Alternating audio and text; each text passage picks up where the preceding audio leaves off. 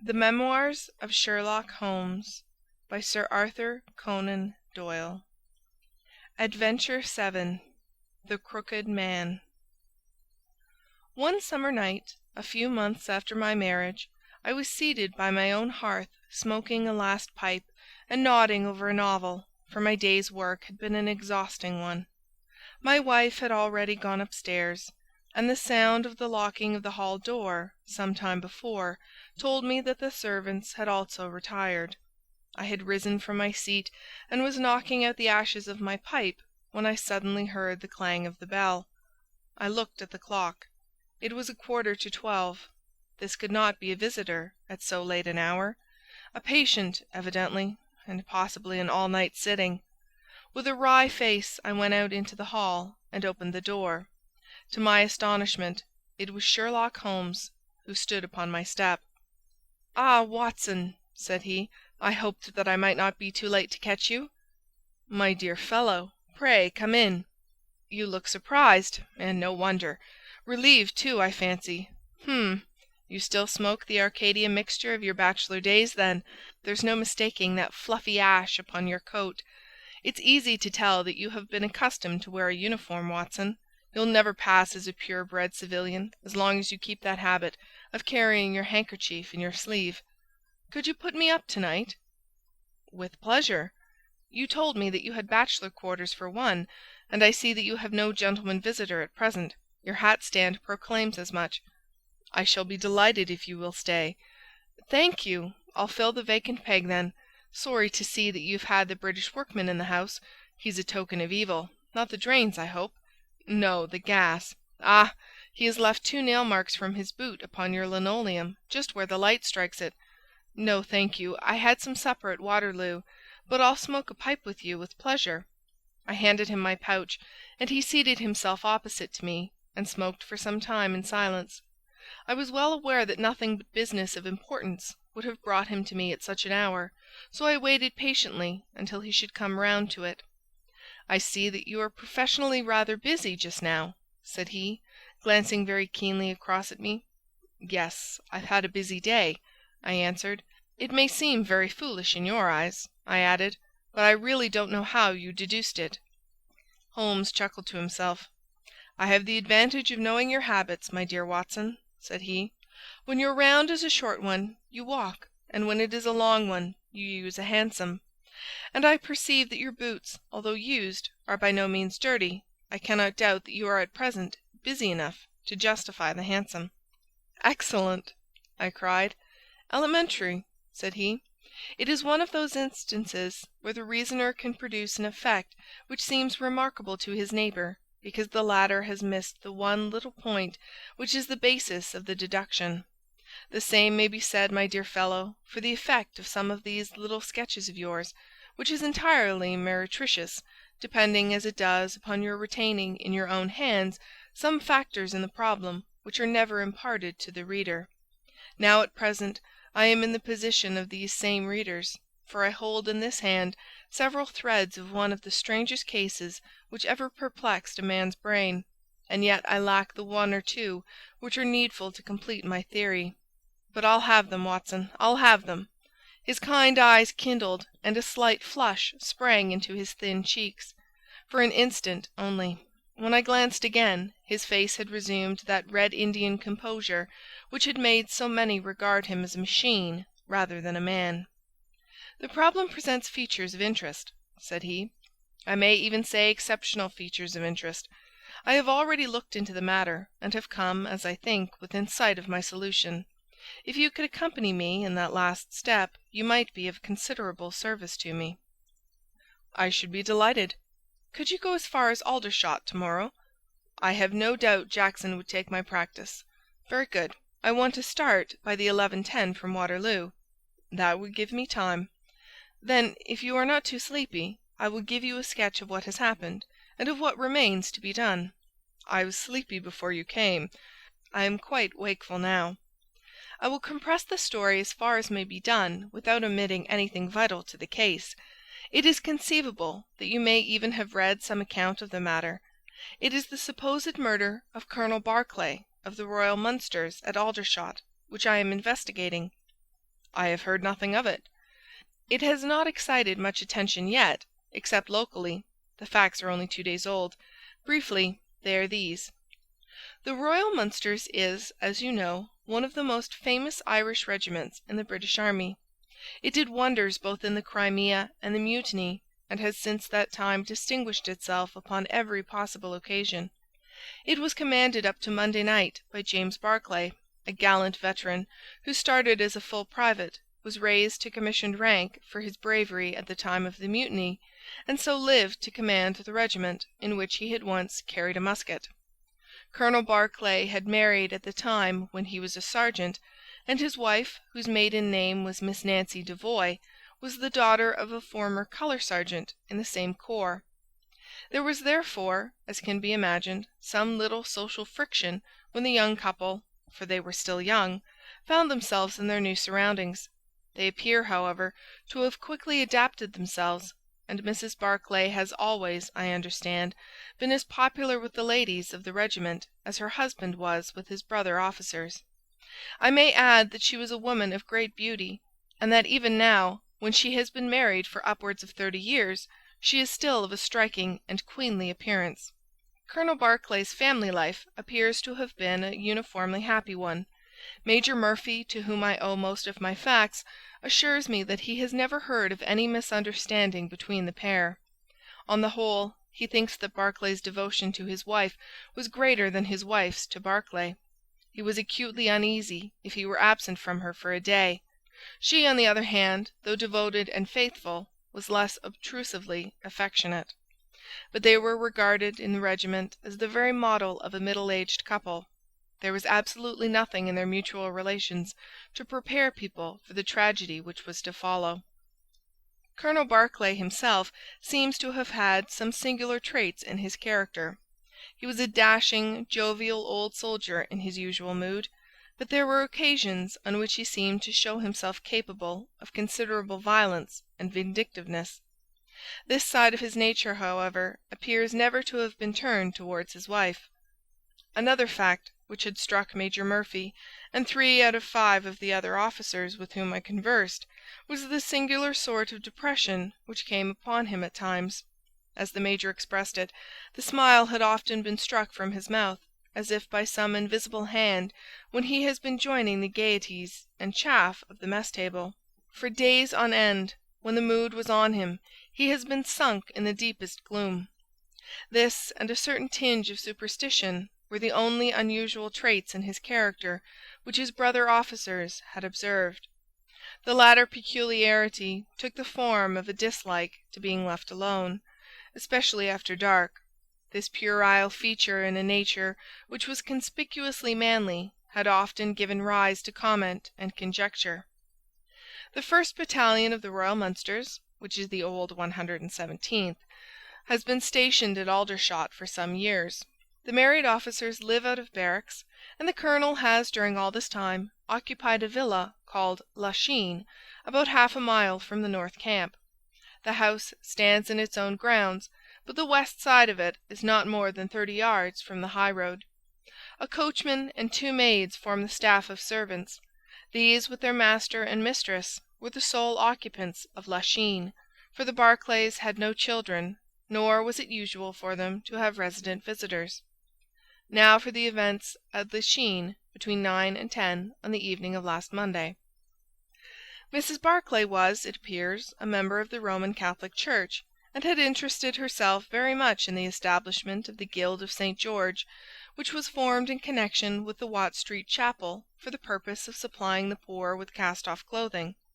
A meeting of the Guild had been held that evening at 8, and Mrs. Barclay had hurried over her dinner in order to be present at it.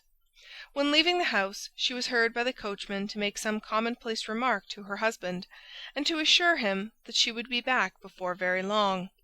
She then called for Miss Morrison, a young lady who lives in the next villa, and the two went off together to their meeting.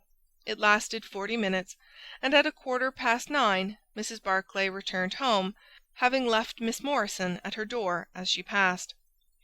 There is a room which is used as a morning-room at Lachine. This faces the road and opens by a large glass folding door onto the lawn. The lawn is 30 yards across, and is only divided from the highway by a low wall with an iron rail above it. It was into this room that Mrs. Barclay went upon her return. The blinds were not down, for the room was seldom used in the evening, but Mrs. Barclay herself lit the lamp and then rang the bell, asking Jane Stewart, the housemaid, to bring her a cup of tea, which was quite contrary to her usual habits. The Colonel had been sitting in the dining-room, but hearing that his wife had returned, he joined her in the morning-room. The coachman saw him cross the hall and enter it. He was never seen again alive. The tea which had been ordered was brought up at the end of 10 minutes, but the maid, as she approached the door, was surprised to hear the voices of her master and mistress in furious altercation. She knocked without receiving any answer, and even turned the handle, but only to find that the door was locked upon the inside. Naturally enough, she ran down to tell the cook, and the 2 women with the coachman came up into the hall and listened to the dispute, which was still raging. They all agreed that only 2 voices were to be heard, those of Barclay and of his wife. Barclay's remarks were subdued and abrupt, so that none of them were audible to the listeners. The lady's, on the other hand, were most bitter, and when she raised her voice, she could be plainly heard. "You coward!" she repeated over and over again. "What can be done now? What can be done now? Give me back my life. I will never so much as breathe the same air with you again. You coward! You coward!" Those were scraps of her conversation, ending in a sudden dreadful cry in the man's voice, with a crash and a piercing scream from the woman. Convinced that some tragedy had occurred, the coachman rushed to the door and strove to force it, while scream after scream issued from within. He was unable, however, to make his way in, and the maids were too distracted with fear to be of any assistance to him. A sudden thought struck him, however, and he ran through the hall door and round to the lawn, upon which the long French windows open. One side of the window was open, which I understand was quite usual in the summer-time, and he passed without difficulty into the room. His mistress had ceased to scream and was stretched insensible upon a couch, while, with his feet tilted over the side of an armchair, and his head upon the ground near the corner of the fender, was lying the unfortunate soldier, stone dead, in a pool of his own blood. Naturally, the coachman's first thought, on finding that he could do nothing for his master, was to open the door. But here an unexpected and singular difficulty presented itself. The key was not in the inner side of the door, nor could he find it anywhere in the room. He went out again, therefore, through the window, and having obtained the help of a policeman and of a medical man, he returned. The lady, against whom naturally the strongest suspicion rested, was removed to her room, still in a state of insensibility. The colonel's body was then placed upon the sofa, and a careful examination made of the scene of the tragedy. The injury from which the unfortunate veteran was suffering was found to be a jagged cut, some 2 inches long, at the back part of his head, which had evidently been caused by a violent blow from a blunt weapon. Nor was it difficult to guess what that weapon may have been. Upon the floor, close to the body, was lying a singular club of hard carved wood with a bone handle. The colonel possessed a varied collection of weapons brought from the different countries in which he had fought, and it is conjectured by the police that his club was among his trophies. The servants deny having seen it before, but among the numerous curiosities in the house, it is possible that it may have been overlooked. Nothing else of importance was discovered in the room by the police, save the inexplicable fact that neither upon Mrs. Barclay's person, nor upon that of the victim, nor in any part of the room, was the missing key to be found. The door had eventually to be opened by a locksmith from Aldershot. That was the state of things, Watson, when upon the Tuesday morning I, at the request of Major Murphy, went down to Aldershot to supplement the efforts of the police. I think that you will acknowledge that the problem was already one of interest, but my observations soon made me realize that it was in truth much more extraordinary than would at first sight appear. Before examining the room, I cross-questioned the servants, but only succeeded in eliciting the facts which I have already stated. One other detail of interest was remembered by Jane Stewart, the housemaid. You will remember that on hearing the sound of the quarrel, she descended and returned with the other servants. On that first occasion, when she was alone, She says that the voices of her master and mistress were sunk so low that she could hear hardly anything, and judged by their tones rather than their words that they had fallen out. On my pressing her, however, she remembered that she heard the word David uttered twice by the lady. The point is of the utmost importance as guiding us towards the reason of the sudden quarrel. The colonel's name, you remember, was James. There was one thing in the case which had made the deepest impression both upon the servants and the police. This was the contortion of the colonel's face. It had set, according to their account, into the most dreadful expression of fear and horror which a human countenance is capable of assuming. More than one person fainted at the mere sight of him, so terrible was the effect. It was quite certain that he had foreseen his fate, and that it had caused him the utmost horror. This, of course, fitted in well enough with the police theory, if the colonel could have seen his wife making a murderous attack upon him, nor was the fact of the wound being on the back of his head a fatal objection to this, as he might have turned to avoid the blow. No information could be got from the lady herself, who was temporarily insane from an acute attack of brain fever. From the police I learned that Miss Morrison, who you remember went out that evening with Mrs. Barclay, denied having any knowledge of what it was which had caused the ill humour in which her companion had returned. Having gathered these facts, Watson, I smoked several pipes over them, trying to separate those which were crucial from others which were merely incidental. There could be no question that the most distinctive and suggestive point in the case was the singular disappearance of the door key. A most careful search had failed to discover it in the room, therefore it must have been taken from it. But neither the colonel nor the colonel's wife could have taken it. That was perfectly clear. Therefore a third person must have entered the room, and that third person could only have come in through the window. It seemed to me that a careful examination of the room and the lawn might possibly reveal some traces of this mysterious individual. You know my methods, Watson. There was not one of them which I did not apply to the inquiry, and it ended by my discovering traces, but very different ones from those which I had expected. There had been a man in the room, and he had crossed the lawn coming from the road. I was able to obtain 5 very clear impressions of his footmarks, 1 in the roadway itself at the point where he had climbed the low wall, 2 on the lawn, and 2 very faint ones upon the stained boards near the window where he had entered. He had apparently rushed across the lawn, for his toe marks were much deeper than his heels. But it was not the man who surprised me. It was his companion. His companion! Holmes pulled a large sheet of tissue paper out of his pocket and carefully unfolded it upon his knee. "What do you make of that?" he asked. The paper was covered with the tracings of the footmarks of some small animal. It had 5 well-marked footpads, an indication of long nails, and the whole print might have been nearly as large as a dessert spoon. "It's a dog," said I. "Did you ever hear of a dog running up a curtain? I found distinct traces that this creature had done so." "A monkey, then?" "But it is not the print of a monkey." "What can it be, then?" "Neither dog, nor cat, nor monkey, nor any creature that we are familiar with. I have tried to reconstruct it from the measurements. Here are 4 prints, where the beast has been standing motionless. You see that it is no less than 15 inches from forefoot to hind. Add to that the length of neck and head, and you probably get a creature not much less than 2 feet long, probably more if there is any tail. But now observe this other measurement.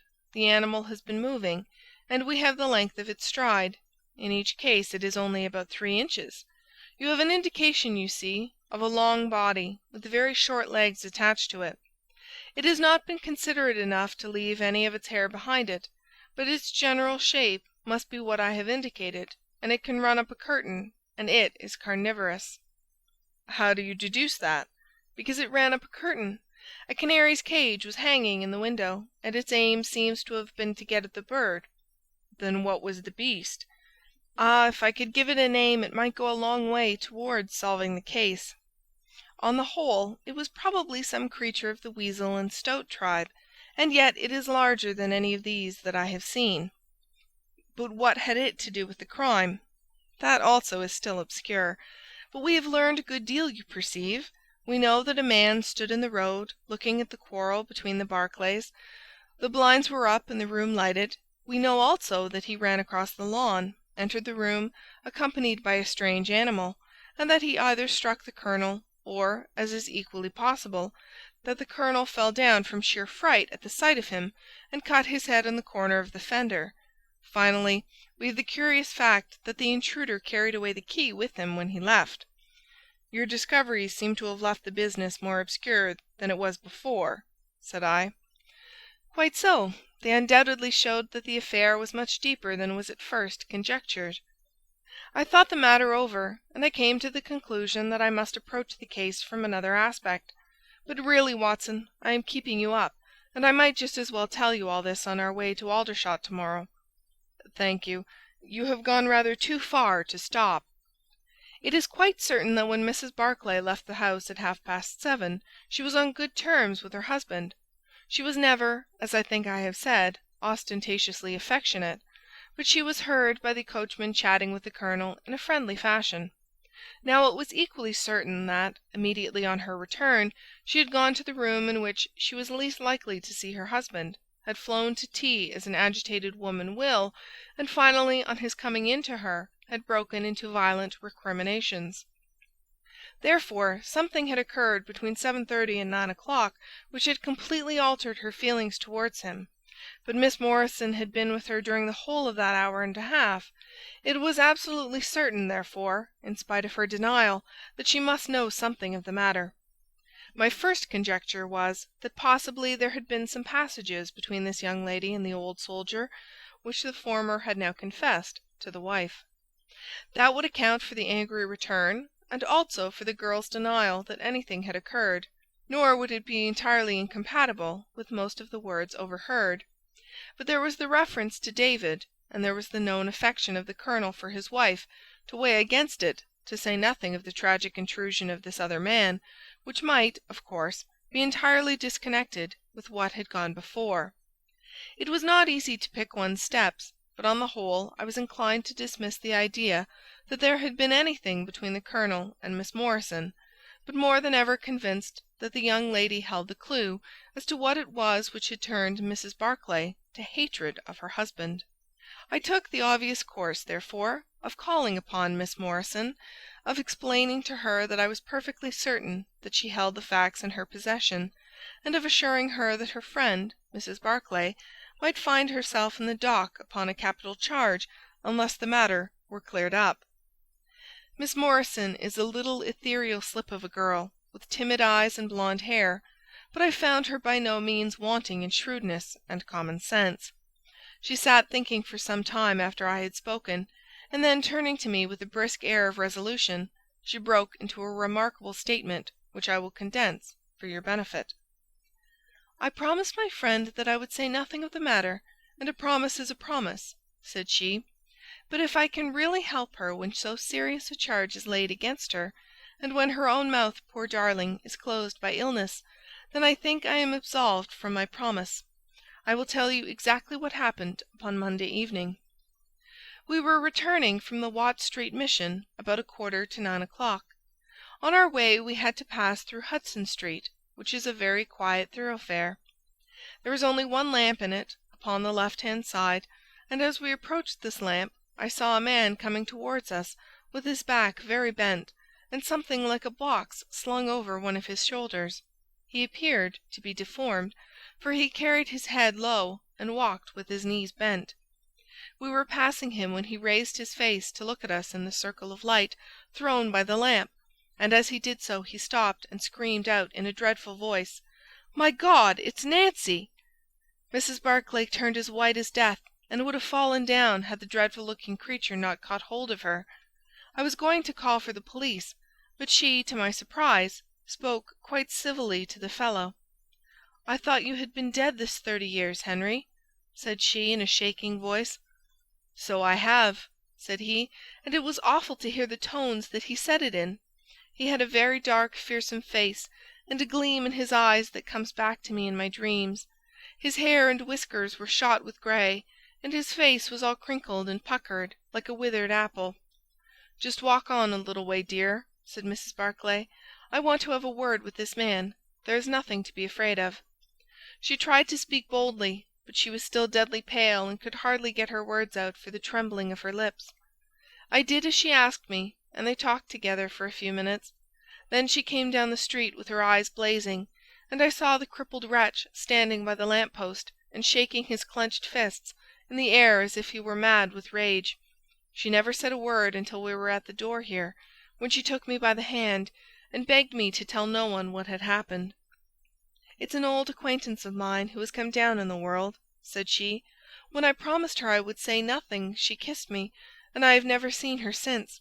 I have told you now the whole truth, and if I withheld it from the police, it is because I did not realize then the danger in which my dear friend stood. I know that it can only be to her advantage that everything should be known." There was her statement, Watson, and to me, as you can imagine, it was like a light on a dark night. Everything which had been disconnected before began at once to assume its true place. I had a shadowy presentiment of the whole sequence of events. My next step obviously was to find the man who had produced such a remarkable impression upon Mrs. Barclay. If he were still in Aldershot, it should not be a very difficult matter. There are not such a very great number of civilians, and a deformed man was sure to have attracted attention. I spent a day in the search, and by evening, this very evening, Watson, I had run him down. The man's name is Henry Wood, and he lives in lodgings in this same street in which the ladies met him. He has only been 5 days in the place. In the character of a registration agent, I had a most interesting gossip with his landlady. The man is by trade a conjurer and performer, going round the canteens after nightfall, and giving a little entertainment at each. He carries some creature about with him in that box, about which the landlady seemed to be in considerable trepidation, for she had never seen an animal like it. He uses it in some of his tricks, according to her account. So much the woman was able to tell me, and also that it was a wonder the man lived, seeing how twisted he was, and that he spoke in a strange tongue sometimes, and that for the last 2 nights she had heard him groaning and weeping in his bedroom. He was all right as far as money went, but in his deposit he had given her what looked like a bad florin. She showed it to me, Watson, and it was an Indian rupee. So now, my dear fellow, you see exactly how we stand, and why it is I want you. It is perfectly plain that after the ladies parted from this man, he followed them at a distance, that he saw the quarrel between husband and wife through the window, that he rushed in, and that the creature which he carried in his box got loose. That is all very certain. But he is the only person in this world who can tell us exactly what happened in that room." "And you intend to ask him?" "Most certainly, but in the presence of a witness." "And am I the witness?" "If you will be so good. If he can clear the matter up, well and good. If he refuses, we have no alternative but to apply for a warrant." "But how do you know he'll be there when we return?" "You may be sure that I took some precautions. I have one of my Baker Street boys mounting guard over him, who would stick to him like a burr, go where he might. We shall find him in Hudson Street tomorrow, Watson, and meanwhile I should be the criminal myself if I kept you out of bed any longer." It was midday when we found ourselves at the scene of the tragedy, and under my companion's guidance we made our way at once to Hudson Street. In spite of his capacity for concealing his emotions, I could easily see that Holmes was in a state of suppressed excitement, while I was myself tingling with that half-sporting, half-intellectual pleasure which I invariably experienced when I associated myself with him in his investigations. "This is the street," said he, as we turned into a short thoroughfare lined with plain 2-storied brick houses. "Ah, here is Simpson to report." "He's in all right, Mr. Holmes," cried a small street Arab, running up to us. "Good, Simpson," said Holmes, patting him on the head. "Come along, Watson. This is the house." He sent in his card with a message that he had come on important business, and a moment later we were face to face with the man whom we had come to see. In spite of the warm weather, he was crouching over a fire, and the little room was like an oven. The man sat all twisted and huddled in his chair, in a way which gave an indescribable impression of deformity. But the face which he turned towards us, though worn and swarthy, must at some time have been remarkable for its beauty. He looked suspiciously at us now out of yellow-shot, bilious eyes, and without speaking or rising, he waved towards 2 chairs. "Mr. Henry Wood, late of India, I believe," said Holmes affably. "I've come over this little matter of Colonel Barclay's death." "What should I know about that?" "That's what I want to ascertain. You know, I suppose, that unless the matter is cleared up, Mrs. Barclay, who is an old friend of yours, will in all probability be tried for murder." The man gave a violent start. "I don't know who you are," he cried, "nor how you come to know what you do know, but will you swear that this is true that you tell me?" "Why, they are only waiting for her to come to her senses to arrest her." "My God! Are you in the police yourself?" "No." "What business is it of yours, then?" "It's every man's business to see justice done." "You can take my word that she is innocent." "Then you are guilty." "No, I am not." "Who killed Colonel James Barclay, then?" "It was a just Providence that killed him. But mind you this, that if I had knocked his brains out, as it was in my heart to do, he would have had no more than his due from my hands. If his own guilty conscience had not struck him down, it is likely enough that I might have had his blood upon my soul. You want me to tell the story. Well, I don't know why I shouldn't, for there's no cause for me to be ashamed of it. It was in this way, sir. You see me now with my back like a camel, and my ribs all awry, but there was a time when Corporal Henry Wood was the smartest man in the 117th Foot. We were in India then, in cantonments, at a place we'll call Bertie. Barclay, who died the other day, was sergeant in the same company as myself, and the belle of the regiment, aye, and the finest girl that ever had the breath of life between her lips, was Nancy Devoy, the daughter of the colour sergeant. There were 2 men that loved her, and 1 that she loved, and you'll smile when you look at this poor thing huddled before the fire, and hear me say that it was for my good looks that she loved me. Well, I thought I had her heart.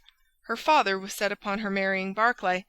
I was a harum-scarum, reckless lad, and he had had an education, and was already marked for the sword-belt. But the girl held true to me, and it seemed that I would have had her when the mutiny broke out, and all hell was loose in the country. We were shut up in Bertie, the regiment of us with half a battery of artillery, a company of Sikhs, and a lot of civilians and women-folk. There were 10,000 rebels round us, and they were as keen as a set of terriers round a rat-cage. About the 2nd week of it our water gave out, and it was a question whether we could communicate with General Neill's column, which was moving up country.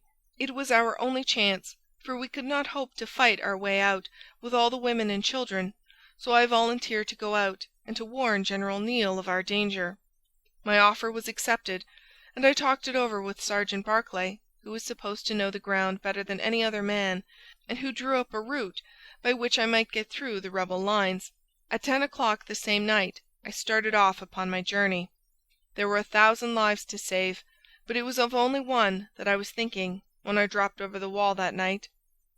My way ran down a dried-up watercourse, which we hoped would screen me from the enemy's sentries, but as I crept round the corner of it I walked right into 6 of them, who were crouching down in the dark waiting for me. In an instant I was stunned with a blow and bound hand and foot, but the real blow was to my heart and not to my head, for as I came to and listened to as much as I could understand of their talk, I heard enough to tell me that my comrade, the very man who had arranged the way that I was to take, had betrayed me by means of a native servant into the hands of the enemy. Well, there's no need for me to dwell on that part of it. You know now what James Barclay was capable of. Bertie was relieved by Neille next day, but the rebels took me away with them in their retreat, and it was many a long year before ever I saw a white face again. I was tortured and tried to get away, and was captured and tortured again. You can see for yourselves the state in which I was left. Some of them that fled into Nepal took me with them, and then afterwards I was up past Darjeeling. The hill folk up there murdered the rebels who had me, and I became their slave for a time until I escaped. But instead of going south I had to go north, until I found myself among the Afghans. There I wandered about for many a year, and at last came back to the Punjab, where I lived mostly among the natives, and picked up a living by the conjuring tricks that I had learned. What use was it for me, a wretched cripple, to go back to England, or to make myself known to my old comrades? Even my wish for revenge would not make me do that. I had rather that Nancy and my old pals should think of Harry Wood as having died with a straight back, than see him living and crawling with a stick like a chimpanzee. They never doubted that I was dead, and I meant that they never should. I heard that Barclay had married Nancy, and that he was rising rapidly in the regiment, but even that did not make me speak. But when one gets old, one has a longing for home.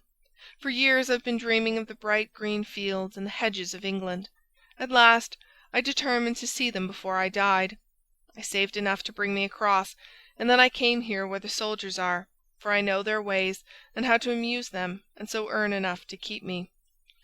"Your narrative is most interesting," said Sherlock Holmes. "I have already heard of your meeting with Mrs. Barclay, and your mutual recognition. You then, as I understand, followed her home and saw through the window an altercation between her husband and her, in which she doubtless cast his conduct to you in his teeth. Your own feelings overcame you, and you ran across the lawn and broke in upon them." "I did, sir, and at the sight of me he looked as I had never seen a man look before, and over he went with his head on the fender. But he was dead before he fell. I read death on his face as plain as I can read that text over the fire. The bare sight of me was like a bullet through his guilty heart." "And then?" "Then Nancy fainted, and I caught up the key of the door from her hand, intending to unlock it and get help. But as I was doing it, it seemed to me better to leave it alone and get away, for the thing might look black against me, and anyway my secret would be out if I were taken. In my haste I thrust the key into my pocket, and dropped my stick while I was chasing Teddy, who had run up the curtain. When I got him into his box, from which he had slipped, I was off as fast as I could run." "Who's Teddy?" asked Holmes. The man leaned over and pulled up the front of a kind of hutch in the corner. In an instant out there slipped a beautiful reddish-brown creature, thin and lithe, with the legs of a stoat, a long thin nose, and a pair of the finest red eyes that ever I saw in an animal's head. "It's a mongoose!" I cried. "Well, some call them that, and some call them ichneumon," said the man. "Snake-catcher is what I call them, and Teddy is amazing quick on cobras. I have one here without the fangs, and Teddy catches it every night to please the folk in the canteen. Well, we may have to apply to you again if Mrs. Barclay should prove to be in serious trouble. In that case, of course, I'd come forward. But if not, there is no object in raking up this scandal against a dead man, foully as he has acted. You have at least the satisfaction of knowing that for 30 years of his life his conscience bitterly reproached him for this wicked deed. Ah, there goes Major Murphy on the other side of the street. Good-bye, Wood. I want to learn if anything has happened since yesterday." We were in time to overtake the Major before he reached the corner. "Ah, Holmes," he said, "I suppose you have heard that all this fuss has come to nothing." "What then?" "The inquest is just over. The medical evidence showed conclusively that death was due to apoplexy. You see it was quite a simple case after all." "Oh, remarkably superficial," said Holmes, smiling. "Come, Watson, I don't think we shall be wanted in Aldershot any more." "There's one thing," said I as we walked down to the station. "If the husband's name was James and the other was Henry, what was this talk about David?" "That one word, my dear Watson, should have told me the whole story had I been the ideal reasoner which you are so fond of depicting. It was evidently a term of reproach." "Of reproach?" "Yes. David strayed a little occasionally, you know, and on one occasion in the same direction as Sergeant James Barclay. You remember the small affair of Uriah and Bathsheba? My biblical knowledge is a trifle rusty, I fear, but you will find the story in the 1st or 2nd of Samuel." End of Adventure 7.